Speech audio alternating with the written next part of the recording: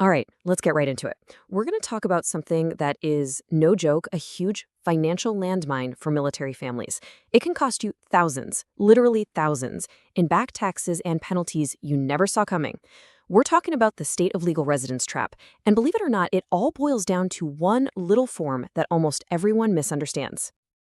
So here's how we're going to break this down. First, we've got to clear up some really confusing terms. This is where the whole problem starts. Then we'll look at the DD Form 2058 itself and why it's such a trap. After that, we'll see how states are actually coming after service members. And don't worry, it's not all bad news. There's a new law that changes everything. And finally, we'll talk about what to do if you think you've already made a mistake. Okay, first things first, we have to understand the language here. The whole reason this trap exists is because there's a massive gap between military jargon and what's actually legally binding. So let me ask you a question. Is your home of record, the place you were living when you joined up, is that your legal tax home for your whole career? I mean, it sounds right, doesn't it? But that assumption, that's the first step right into this mess.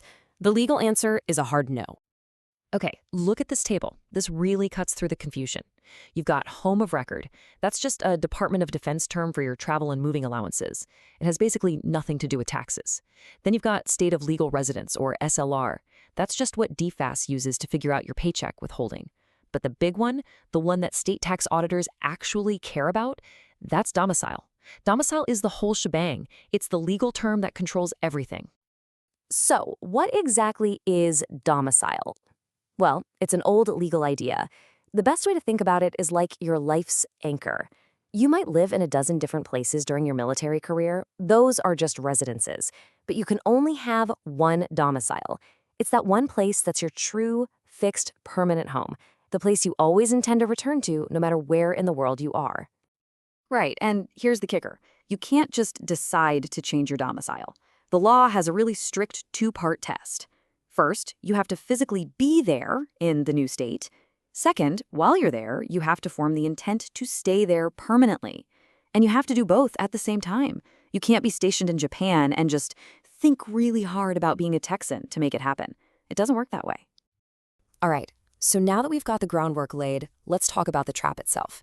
This is where we meet the main culprit, that little administrative form, the DD 2058, and how it creates a ton of legal and financial risk. Let me be crystal clear about this. The DD Form 2058 does not change your domicile. All it does is tell DFAS, the payroll people, where to send your state tax withholding. That's it. It has zero legal power to change your actual tax home. When you sign that form, you're not making a change happen. You are legally swearing. You're certifying that the change has already happened according to that two-part test we just talked about. And listen to this. This is a direct quote from the analysis on this topic. In reality, DD Form 2058 is merely a declaration, an affidavit stating that a change of domicile has legally occurred. So what happens when you submit one without actually meeting the legal test? The quote continues, "They are effectively submitting a false affidavit to the federal government." Think about that. That's a false official statement. It's a really big deal with potentially serious consequences. This leads us to the legal weapon states use against you. It's called the failure to abandon doctrine. The idea is that your domicile is, well, it's sticky. It clings to you. You can't get rid of your old one until you've legally and properly established a new one. So let's say you're from Virginia. You get stationed overseas and file a DD 2058 to become a Florida resident. Virginia's tax auditors are going to say, hold on, you were never physically present in Florida with the intent to stay. So you never legally got a Florida domicile. And if that's true, it means you never legally left your Virginia domicile. And guess what? You owe Virginia taxes for all those years you thought you were a Floridian. So how do states actually use this against you? Let's pull back the curtain and look at the playbooks of what I call the big three aggressive states, California, New York, and Virginia. And make no mistake, these guys are smart, they're aggressive, and they definitely talk to each other. First up, California. Their franchise tax board plays detective with something called the closest connection test. They couldn't care less what your paperwork says. They want to know where your life is really happening. Where does your spouse live? Where are your kids in school? Where are your bank accounts? Which state issued your driver's license?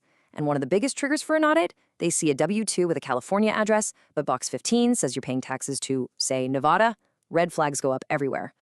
New York is tricky. They have this thing called the statutory resident trap.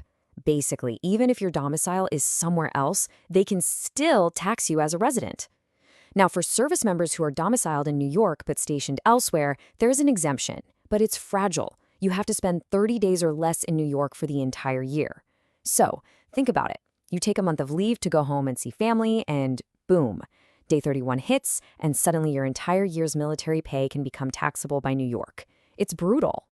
And then there's Virginia. They are the absolute masters of that failure to abandon doctrine. They are laser focused on one question. Did you really cut all your legal ties to Virginia? And their favorite piece of evidence, the one that sinks people all the time, is the driver's license. If you're claiming you moved your domicile to Texas, but you kept renewing your Virginia driver's license, to them, that's practically game over. They'll argue it's proof you never truly intended to leave. 100%. That's the civil fraud penalty Virginia can hit you with. Let that sink in. That means they can take the tax you owe and then double it. And that's before they tack on years and years of interest. It's a financially devastating blow. Okay, that was a lot of doom and gloom, I know, but here's where the story takes a turn for the better. We need to talk about the solution, because some brand new federal laws have totally changed the landscape, giving military families some powerful and completely legal new options. You can see how things have been slowly getting better over time. It started back in 2009 with a law called MSRRA, which lets spouses keep the same domicile as the service member. Then in 2018, the VBTA came along and lets spouses elect the service member's domicile, even if they'd never lived there. But the real revolution, the one that changes everything, is a new law called VAEIA, which kicked in for the 2023 tax year. You have to see how big a deal this is. This new law, VAEIA, gives military couples 3 different options for their state of residence for tax purposes every single year. You can choose the service member's domicile, you can choose the spouse's domicile, or, and this is a new one, you can just choose the state where you're currently on permanent duty station. So that example from before, a service member from high-tax California marries someone from no-tax Florida.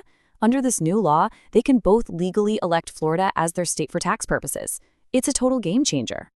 Okay, so maybe as you're listening to this, a little alarm bell is going off in your head. Maybe you're realizing, uh-oh, I might be in this trap for past years, so what do you do now? Let's talk about how to get yourself back on the right side of the law. You really get 2 main paths forward. Think of it like this. Path A is the formal protected route. It's called a Voluntary Disclosure Program, or VDP.